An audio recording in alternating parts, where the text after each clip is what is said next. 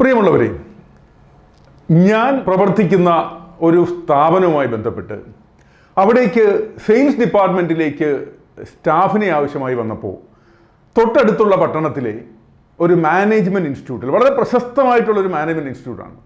അപ്പോൾ അവിടെ ഈ ക്യാമ്പസ് റിക്രൂട്ട്മെൻറ്റുമായി ബന്ധപ്പെട്ട് ഞങ്ങൾ കുറച്ച് പേര് അവിടെ ചെന്നു. അപ്പോൾ അവിടെ MBAക്ക് പഠിക്കുന്ന കുട്ടികളെ ഇൻ്റർവ്യൂ ചെയ്യുക, അവരെ പറ്റുമെങ്കിൽ നമ്മുടെ സ്ഥാപനത്തിലേക്ക് സെയിൽസ് ഡിപ്പാർട്ട്മെൻറ്റിലേക്ക് ജോലിക്കെടുക്കുക എന്നുള്ളതായിരുന്നു നമ്മുടെ ലക്ഷ്യം. അപ്പോൾ ഇതുമായി ബന്ധപ്പെട്ട് നമ്മൾ ആ സ്ഥാപനത്തിൻ്റെ ഡീനുമായി, മേലധികാരിയുമായിട്ട് നമ്മൾ സംസാരിക്കുകയാണ്. അപ്പോൾ ഞങ്ങൾ 2-3 പേരുണ്ട്. അപ്പോൾ ഈ സംസാരത്തിനിടയിൽ അപ്പോൾ എന്താണ് ജോലി, ഇതൊരു ഒരു ഒരു ബാങ്കിങ്, ഒരു ധനകാര്യ സ്ഥാപനവുമായി ബന്ധപ്പെട്ടിട്ടാണ് ഞങ്ങൾ പോകുന്നത്. അപ്പോൾ സംസാരത്തിനിടയിൽ അവർ ഏതോ ഒരു നിമിഷം അവരൊന്ന് പോസ് ചെയ്തിട്ട് അവർ ചോദിച്ചു, അപ്പോൾ നിങ്ങൾ സെയിൽസ് ഡിപ്പാർട്ട്മെൻറ്റിലേക്കാണോ, സെയിൽസ് ജോലിയിലേക്കാണോ ഞങ്ങളുടെ കുട്ടികളെ റിക്രൂട്ട് ചെയ്യുന്നത്? നിങ്ങളൊരു ബാങ്കിങ് സ്ഥാപനമാണ് എന്നൊക്കെ പറഞ്ഞിട്ട് കുട്ടികളെ സെയിൽസിലേക്കാണോ നിങ്ങൾ റിക്രൂട്ട് ചെയ്യുന്നത്? അപ്പോൾ അവർക്ക് ടാർഗറ്റ് ഉണ്ടാവില്ലേ? അപ്പോൾ അവരെ നിങ്ങൾ കഷ്ടപ്പെടുത്തില്ലേ? ഒന്ന് ആലോചിച്ച് നോക്കുക. നമ്മുടെ നാട്ടിലെ പ്രശസ്തമായ ഒരു മാനേജ്മെൻറ്റ് ഇൻസ്റ്റിറ്റ്യൂട്ടിലെ ഒരു ഡീനിൻ്റെ സെയിൽസിനെ പറ്റിയിട്ടുള്ള മനോഭാവമാണ്. ഈ സാഹചര്യം നമ്മളൊന്ന് വിലയിരുത്തുക. കേരളത്തിൽ തുടക്കമിടുന്ന 95% പുതു സംരംഭങ്ങളും പുതിയ ബിസിനസ്സുകളും ആദ്യത്തെ വർഷമോ 2-ാം വർഷമോ പരാജയപ്പെടുന്നു. ഇതൊരു വലിയ വെല്ലുവിളിയാണ്. എന്തുകൊണ്ട് പരാജയപ്പെടുന്നു? സുഹൃത്തുക്കളെ, ഞാൻ മഹാത്മാഗാന്ധി യൂണിവേഴ്സിറ്റിയുടെ സ്കൂൾ ഓഫ് ബിസിനസ് അഡ്മിനിസ്ട്രേഷൻ്റെ ഫിനിഷിംഗ് സ്കൂൾ പ്രോഗ്രാമിൻ്റെ ഒരു പ്രൊഫഷണൽ ഫാക്കൽറ്റിയാണ്. അവിടെയുള്ള കുട്ടികൾക്ക് അവരുടെ കോഴ്സ് കഴിയുന്ന ആ ഒരു സമയമാകുമ്പോഴേക്കും ഒരാഴ്ച എങ്ങനെ ജോലിയുടെ ഇൻ്റർവ്യൂ ഒക്കെ അറ്റൻഡ് ചെയ്യണം, എങ്ങനെ ഗ്രൂപ്പ് ഡിസ്കഷനിൽ പങ്കെടുക്കണം, ഇത്തരത്തിലുള്ള ചില കാര്യങ്ങൾക്ക് അവരെ പ്രിപ്പയർ ചെയ്യുന്നതിന് വേണ്ടിയിട്ടുള്ള ചില പരിശീലന പരിപാടികൾ ഞാനും പങ്കെടുക്കാറുണ്ട്. അപ്പോൾ അവിടെ രസകരമായ ചില കാര്യങ്ങൾ, അപ്പോൾ അവരോട് നമ്മൾ ചോദിക്കുകയാണ്, ഈ ഒരു ഏകദേശം 50-60 പേരോളം വരുന്ന ആ ഒരു MBA ബാച്ചിനോട് നമ്മൾ ചോദിക്കുകയാണ്, വാട്ട് ആർ യുവർ ആസ്പിരേഷൻസ്? നിങ്ങൾ എന്തൊക്കെയാണ്, നിങ്ങൾ ഭാവിയിൽ നിങ്ങൾ എന്തായി തീരാനാണ്, ഏത് മേഖല തിരഞ്ഞെടുക്കുവാനാണ് നിങ്ങൾ ആഗ്രഹിക്കുന്നത്? ഇൻട്രസ്റ്റിംഗ്ലി ഒരു 20-30% പേര് പറയും, ഞങ്ങൾ ഫിനാൻസ്, MBA ഫിനാൻസ് സ്പെഷ്യലൈസ് ചെയ്യാനാണ് ഞങ്ങൾ ആഗ്രഹിക്കുന്നത്, ആ മേഖലയിലേക്കുള്ള തൊഴിലവസരങ്ങളാണ് ഞാൻ നോക്കുന്നത്. And that is there. Another 20-30% അവർക്ക് HR, ഹ്യൂമൻ റിസോഴ്സസ് സ്പെഷ്യലൈസ് ചെയ്യാനാണ് ഉദ്ദേശിക്കുന്നത് അവർ. മറ്റു ചിലർ, ഒരു 20% ആൾക്കാർക്ക് അവർക്ക് അഡ്വർടൈസിങ്ങും മാർക്കറ്റിങ്ങും ഒക്കെ ആയിട്ട് ബന്ധപ്പെട്ട് പ്രവർത്തിക്കാൻ താല്പര്യമുണ്ട്. ഇനി ഒരു 20% അവർക്ക് സ്വന്തമായി എന്തെങ്കിലും ബിസിനസ് ചെയ്യണം. They want to become an entrepreneur.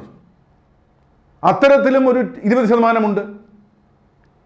പക്ഷേ ജീവിതത്തിൽ ഏകദേശം 20 വർഷത്തോളമുള്ള പ്രൊഫഷണൽ സെയിൽസ് എക്സ്പീരിയൻസോടുകൂടി ആണ് ഞാൻ ഇവരുമായിട്ട് സംവദിക്കുവാനും ഇവരെ പരിശീലിപ്പിക്കുവാനും ചെന്നിരിക്കുന്നത്.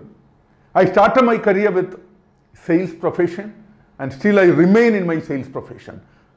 I am proud of being a professional sales person. അപ്പോൾ ഈ ഒരു താല്പര്യത്തോടു കൂടി നമ്മൾ അവരോട് ചോദിക്കുകയാണ്, ആട്ടെ, how many of you want to become a professional salesman? സെയിൽസിൽ നിങ്ങളുടെ കരിയർ ബിൽഡ് ചെയ്യാൻ ആഗ്രഹിക്കുന്ന എത്ര പേരുണ്ട്? ഈ ചോദ്യം നമ്മൾ വളരെ താല്പര്യത്തോടു കൂടി ചോദിക്കുമ്പോൾ അവരിൽ വളരെ ചുരുക്കം ചിലർ മാത്രം, പലപ്പോഴും ആരും ഉണ്ടാവില്ല, പ്രൊഫഷണൽ സെല്ലിംഗ് ഒരു കരിയറായി എടുക്കുവാൻ തയ്യാറുള്ളതാരുമില്ല. എന്തിനധികം സ്വന്തമായി ബിസിനസ് ചെയ്യണമെന്ന് ആഗ്രഹിക്കുന്ന 20% വരുന്ന യുവതി യുവാക്കൾ പോലും സെയിൽസ് കരിയറിലേക്ക് ഇറങ്ങുവാൻ താല്പര്യപ്പെടുന്നില്ല. അവർ ബിസിനസ്സൊക്കെ തുടങ്ങുന്നു, അവർ ഇൻവെസ്റ്റ്മെൻ്റ് ഒക്കെ കണ്ടെത്തുന്നു, അവരുടെ കയ്യിൽ ആശയങ്ങളുണ്ട്. പക്ഷേ ഈ ആശയങ്ങൾ അത് ഉൽപ്പന്നമായോ സേവനമായോ പുറത്തേക്ക് വരുമ്പോൾ അത് വിറ്റഴിക്കുവാൻ അവർക്ക് സെയിൽസ് ഡിപ്പാർട്ട്മെൻറ്റിൽ വേറെ ആരെങ്കിലും വേണം. ഇതാണ് അവരുടെയും കാഴ്ചപ്പാട്.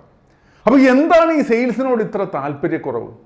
അത് ഈ ബാഗൊക്കെ തൂക്കി അലഞ്ഞു തിരിഞ്ഞ് നടക്കണ്ടേ? നമ്മൾ ഈ കാണുന്ന ആൾക്കാരെല്ലാം ഇത് വാങ്ങിക്കില്ലല്ലോ, അവരിത് വേണ്ട എന്ന് പറയില്ല, അവർ നോ പറയില്ലേ? ഞാൻ ആരുടെയും മുമ്പിൽ തലകുനിച്ച് നിൽക്കുന്നയാളല്ല. എൻ്റെ കുടുംബ പാരമ്പര്യം അതിന് അനുവദിക്കുന്നില്ല. എൻ്റെ അച്ഛനും അമ്മയും ഞാൻ സെയിൽസിലേക്കുള്ള ജോലിയാണ്, അലഞ്ഞു തിരിയുന്ന ജോലിയാണ് ഞാൻ സ്വീകരിക്കുന്നതെന്ന് അറിഞ്ഞു കഴിഞ്ഞാൽ അവരതിന് സമ്മതിക്കില്ല. ഒന്ന് ആലോചിച്ച് നോക്കൂ. സ്വന്തമായി ചെയ്യുന്ന ബിസിനസ്സിൽ പോലും വിൽപ്പന നടത്താൻ, ഉൽപ്പന്നമോ സേവനമോ ആയിക്കൊള്ളട്ടെ, വിൽപ്പന നടത്താൻ മറ്റാരെങ്കിലും വേണ്ടുന്നൊരവസ്ഥ. 1 വർഷം 1.5 വർഷം കഴിയുമ്പോൾ ഈ സംരംഭകൻ പരാതി പറയുന്നത് കേൾക്കാം, എൻ്റെ കമ്പനിയിലെ സെയിൽസ് മാനേജർ ഇപ്പോൾ സ്വന്തമായി അതേ ബിസിനസ് തുടങ്ങി, എൻ്റെ ക്ലയൻസിനെ എല്ലാം വലിച്ചുകൊണ്ട് അവൻ പോയി, അതുകൊണ്ട് എനിക്ക് ബിസിനസ് നിർത്തേണ്ടി വന്നു, എന്നെ അവൻ ചതിച്ചു. ഒന്ന് ആലോചിച്ച് നോക്കുക.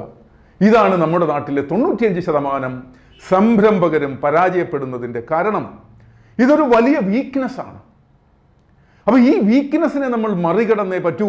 എങ്കിൽ മാത്രമേ ആശയങ്ങൾ എത്ര മനോഹരമാവട്ടെ, എത്ര ലോകോത്തരമാവട്ടെ, എത്ര ഇന്നവേറ്റീവ് ആയിക്കോട്ടെ, അത് മറ്റുള്ളവരുടെ മുമ്പിൽ അവതരിപ്പിക്കുവാനും അവരുടെ വിശ്വാസം പിടിച്ചു പറ്റുവാനും അവരെ കൊണ്ടത് സ്വീകരിപ്പിക്കുവാനും അതിനുതകുന്ന പ്രതിഫലം നമുക്ക് വാങ്ങിച്ചെടുക്കുവാനും കഴിയുന്നില്ലെങ്കിൽ, സെല്ലിംഗ് സ്കിൽ നമ്മൾ വളർത്തിയെടുക്കുന്നതെങ്കിൽ ഒരു ബിസിനസ്സിലും നമുക്ക് വിജയിക്കാനാവില്ല എന്നുള്ള സത്യം മനസ്സിലാക്കുക.